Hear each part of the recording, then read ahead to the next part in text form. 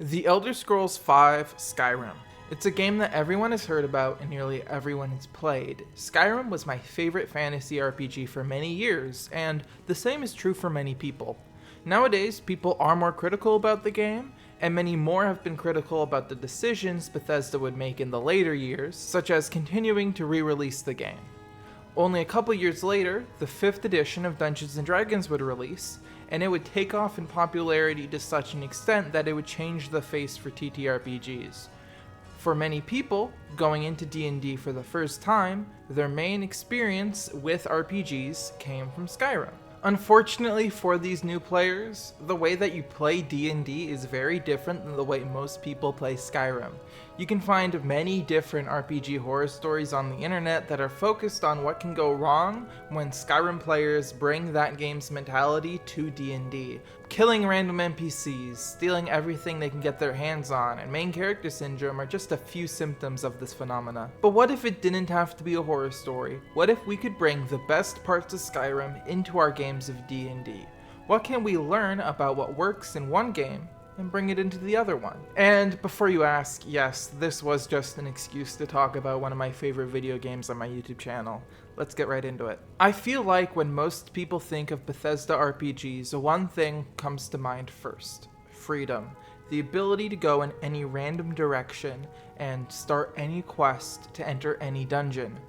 Now, of course, the reason why this can happen in Skyrim is because the whole world has already been built and completed. If you're playing Skyrim and you decide to ignore the current quest to go do another one, your computer doesn't shut down and say it needs a week to prepare that part of the world. As dungeon masters, we can't always tell our players where all the caves in this district are, because we haven't thought of them yet. Ironically, despite having way more control of your character's actions in D&D, you tend to be a lot more limited in where you can go. Fortunately, since we want to add more freedom to our games, there are some ways that we can add more to give that greater freedom of exploration for our players that we're looking for. The first thing we can do is build some random tables. Note that this won't be random encounters per se, but rather things that the party can spot in the world that will intrigue them to the point where they might move away from the main quest to go check these places out. For this table, I'm going to be using 2d4 instead of 1d8. I learned this from a Bob the World Builder video, where we put the outcomes that we want to be rarer at the top and the bottom of our standard deviation, and what we want to be more common in the center. It's also important to remember that if you're going to be making your own table at home, that what you put there should make sense to the world that you're playing in. In our case, because this video is based off of Skyrim, this table is going to work for what would make sense for a Whiterun-like area. 2d4 is a bit small for a table like this. However, if you want to save time, especially if you're only going to be using it once or twice before creating a new one for a new area, it'll work. I also decided that instead of having the players roll to see if they find anything, I would just have the most common roll be that they found nothing. Obviously, if you decide to do the same, the more dice you use, the less likely something will happen. That could actually be pretty useful to keep in mind if you want some places to be a lot more likely to have things of note, while other places might feel more barren and empty. This table is also full of things that I feel are pretty easy to just improv together on the spot. If you're looking to make your own table or change things from mine, I recommend doing this. Even focusing on things that you already have resources for, such as if you already have a cave map ready, you want to put a cave in, or if you're playing in person and you already have a dragon mini, you might want to have that dragon encounter in there. If you're worried about not having the resources for the different things your party can see, remember you can always rely on the trusty theater of the mind. Another thing you might notice is that the lower numbers on here are more time-sensitive things, while the higher numbers are stuff that the party could potentially go back to later. This means that a higher roll is rewarded with activities that can be done when the party's current situation slows down a bit, which actually leads us to the second thing that we can do. In one of the early main quest missions in Skyrim, you're told that there's a dragon actively attacking a watchtower and you need to go over there right away. Well, if you don't and decide to go do 2 different guild quests and come back, The game acts as if you had just gone over there and hadn't spent the last 2 in-game weeks going and doing other stuff. Obviously, we don't want to bring this into D&D, as that's a very video gamey, immersion-breaking thing that they have to deal with that we don't. However, the ability to leave one quest line to go explore another, or at the very least explore some side quests, is something that I do want to try for. Now, we don't want to just remove any possible time-sensitive quests from our game, as that would ruin any tension whatsoever. Instead, we're going to use rising and falling action to give our story the tension and urgency it needs when we want it, and the choice to explore and relax when we want that as well. Most games consider the falling action as just downtime, which is what it essentially is, but allow more to happen during downtime than just your party completing the menial chores that they wanted to get done. This might be a good time to go get that table that we just made, or ask the party how they would like to explore the world. In my first long-term D&D campaign, there'd be points in the game where the main story couldn't be progressed for a couple in-game days. For example, we would need to interrupt a meeting during a party, however, we would learn about this on a Monday and the party wouldn't be happening until the Friday. So we would have the opportunity to deal with some side antagonists we kept running into, as well as just explore and help out the city as we saw fit. But then when we went to the party, the mission didn't go great and we spent the next session or two trying to run out of the city and on our way to the next place that would help us on our quest. To me, this is much more interesting than a story that just goes from main quest goal to main quest goal. Allow your party to talk to factions that have nothing to do with the main quest. Let them help out old ladies in need. Let them explore abandoned keeps in between main quest objectives. Moving on to the next point, another thing that Skyrim is well known for is the consequences of choices. Well, actually, depending on where you go on the internet, it could be well known for having no choices at all.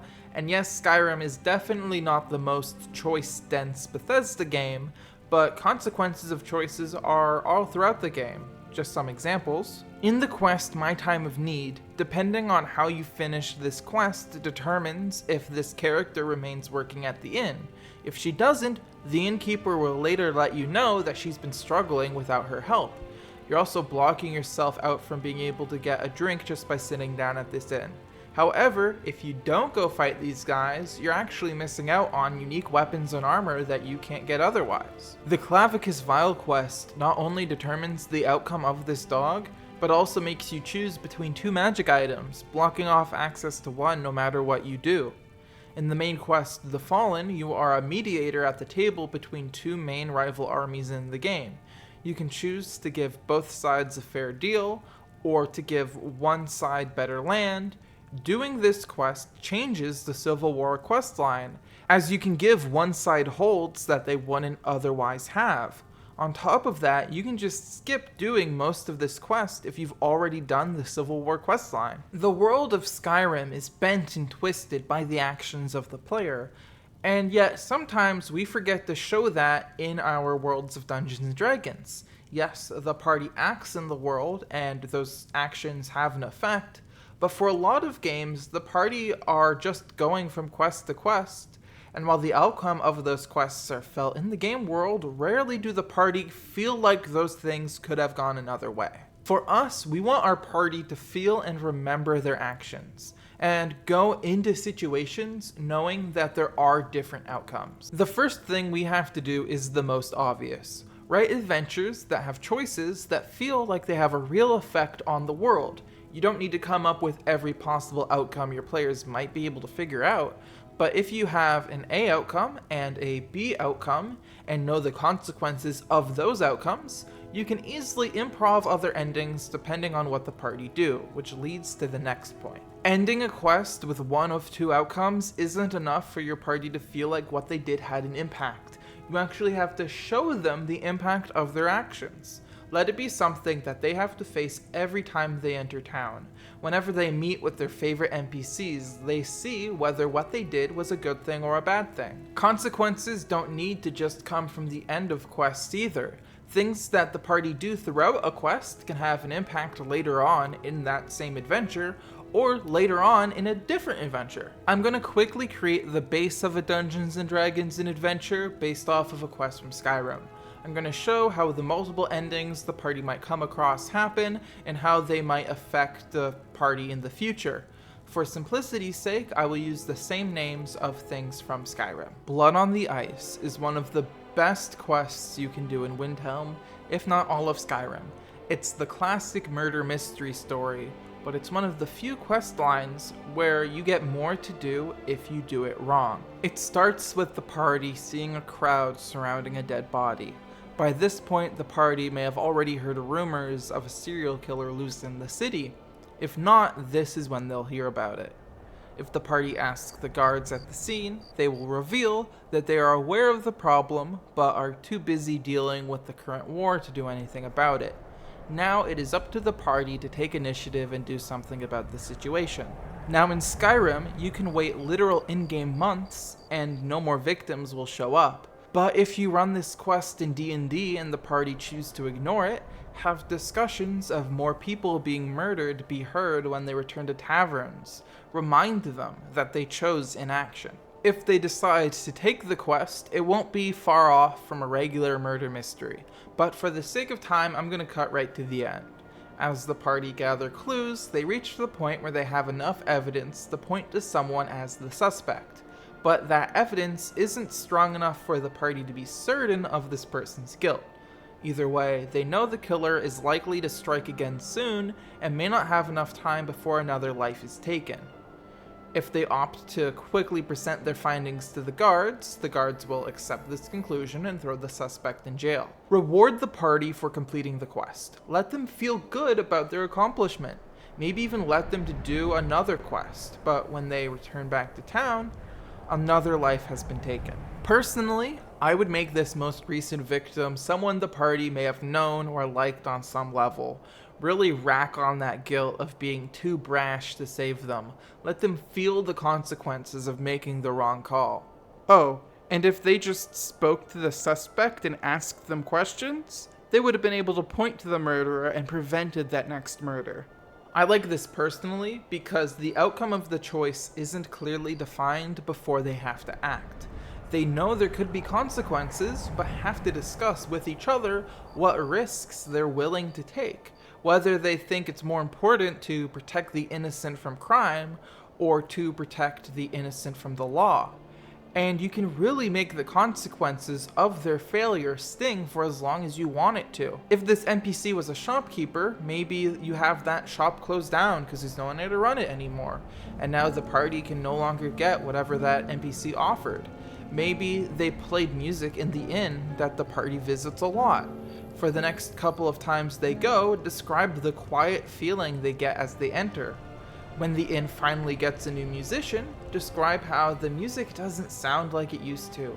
Really hone in on the fact that things are different now, and there's no changing it to how it used to be. When I started playing D&D and getting to understand the rules, one thing caught me off guard. The total lack of weapon and armor improvements. Yeah, there's +1, +2, +3 armor, and there's mithril and other kinds of enchanted armor, but in actual play, very rarely do you actually switch your weapons and armor out. Compare this to Skyrim, where you have iron, steel, dwarvish, elvish, orcish, glass, steelplate, daedric, dragon scale, dragonplate. If you take a screenshot of your character every time you level up, something is probably gonna look different about your character at least every 2 levels or so. Now, I don't think that D&D would be better if it took on Skyrim's loot mechanics. In fact, I feel pretty confident that it would be a lot worse. For different enemies to have different looking armor, Skyrim has to use different armor assets, so they assign different armors to look different ways and they give them different stats. Skyrim can also use a lot more complicated math to determine damage because it's all being done by a computer in 1/60th of a second.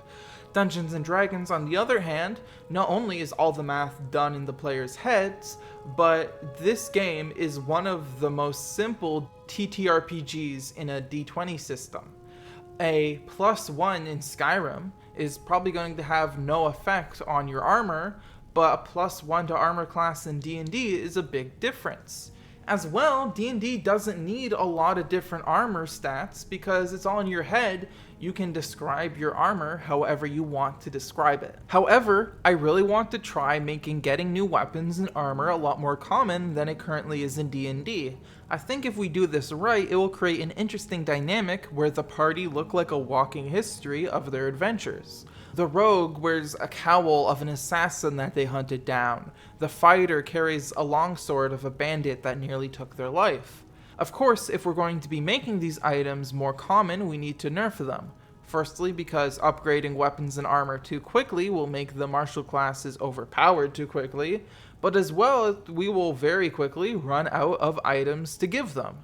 Now, there are two ways that we can do this. The first thing that we can do is give some of these items quirky but usually useless bonuses that we see from the common magic items list in Xanathar's Guide. These items are meant to be rewarded often without much thought, because none of these items are going to have a huge impact on gameplay. Some examples include armor that you can remove as an action, boots that can change the shape of your footprints, a cloak that billows dramatically whenever you want, or a shield that can change its expression. You can probably think of some situations where you could put these to effective use, but it's not going to break your game, and it's definitely not going to break combat. The issue with using these, however, is that it will be pretty easy for the party to forget that they even have these items, and they might not feel interesting enough for the party to feel that it's worth replacing even their standard gear, which leaves us with the other option. The other choice is to allow for these items that are +1s and +2s, but make them situation specific so it remains balanced. If you're going to do this, you have to know your game really well to make sure that the buffs are something that show up enough that they feel like they're being used, but not too much that it feels the same as just having that +2 weapon all the time. For example, a sword that does 1d4 fire damage in the moonlight might be useless to a party that treats adventuring like a 9 to 5, but might be overpowered to a party that only goes out at night. I feel like you get the point, but I'll list a few different conditions that could be activated for a bit of inspiration, and then I'll move on. You could have additional fire damage at day or at night, additional lightning damage during certain storms, +1 armor class against attacks from certain monsters or against certain humanoid races, i.e. a +1 AC against dwarves, elves, or goblins. You could also have a stealth bonus against enemies who use their dark vision to see you. The best thing about these conditional bonuses is that if you realize it's too powerful, you can put steps in place to prevent that situation from happening again. For example, if a stealth bonus against creatures using dark vision is too powerful, you just have these creatures also carry torches, and then they won't be using their dark vision, and therefore the rogue doesn't get their bonus. Another thing that I feel most D&D games I play are missing out on are things that you can actually spend your money on. In Skyrim, you can find enchanted items, potions, magic spells, or better gear at many stores throughout the world. Even if we're not including stores, you can go to any hold in the game and purchase some property and upgrade it, and this will often cost you thousands or even tens of thousands of gold pieces. Dungeons & Dragons, on the other hand, usually ends with the party having way more gold than they'll ever know what to do with. Like, they've never made a big purchase before, and they probably never will make a big purchase. In my longest running D&D game, at the end, we were literally giving away handfuls of platinum pieces to random homeless people because we just had no reason to hold on to it. And now I know some DMs are going to counteract this by having a magic shop that contains any item that the PCs desire, but personally, I find that this really limits what you can give the players as a reward, as they can just grab any item they want from the item shop anyways. Instead, consider what your party wants. Consider what they need. And now consider the price you want to put in front of those things. Does your party travel between cities a lot? You can start with charging them for a solid horse and carriage. Once they're higher level, you can then charge them for a boat. Do the party generally stay within one city? Do they consider that place their home? Well, give them the opportunity to buy property. Let them customize and upgrade it as they want, but put a gold price in front of it. Not only is this just generally a fun thing to do, but now you're giving gold a meaningful thing past the first couple of levels. Finally, one thing that happens all over the place in Skyrim, but not very often in D&D, is getting titles. The player character of Skyrim can be the Dragonborn, the Harbinger of the Companions, the Archmage of the College of Winterhold, the Savior of Solstheim, the Listener of the Dark Brotherhood, the Guildmaster of the Thieves Guild, the Champion to 16 Daedric Princes, and the Thane of 9 Holds. And trust me, that's not all of them. Now, to be clear, you should not make your party members become the leader of every guild or group in your world. That works in Skyrim, but does not work in a D&D game, because the party are a lot more likely to take their role as a leader a lot more seriously and not just run off and do whatever the next quest is. What I'm instead saying is that titles are a way of showing importance. It's a way for a group or a guild to recognize a person's value. When the party are given even an honorary title from a government for helping them in their time of need, they will feel appreciated and connected to the world. As well as when you get far enough in your campaign, you get to have the running gag of the party going to a dinner and people needing multiple breaths to say their whole name with their given titles. And that's just some of the ways that you can make your D&D games more like Skyrim. Remember that none of what I suggested is going to work for all games, and that's not what I'm trying to do. Also remember that what sounds like a terrible game to you might sound like an amazing game for someone else. This video was just a practice for me to take my favorite parts of a video game I love and put them into a totally different type of game. If you like this video and you want to see more like it, subscribing and commenting are the 2 best ways to let me know you actually enjoyed this. This was my longest video by far and my biggest risk content-wise. I like trying new things, but making videos that take this long is not sustainable for me unless I know people are going to like it. Thank you again, and this is the end of the video.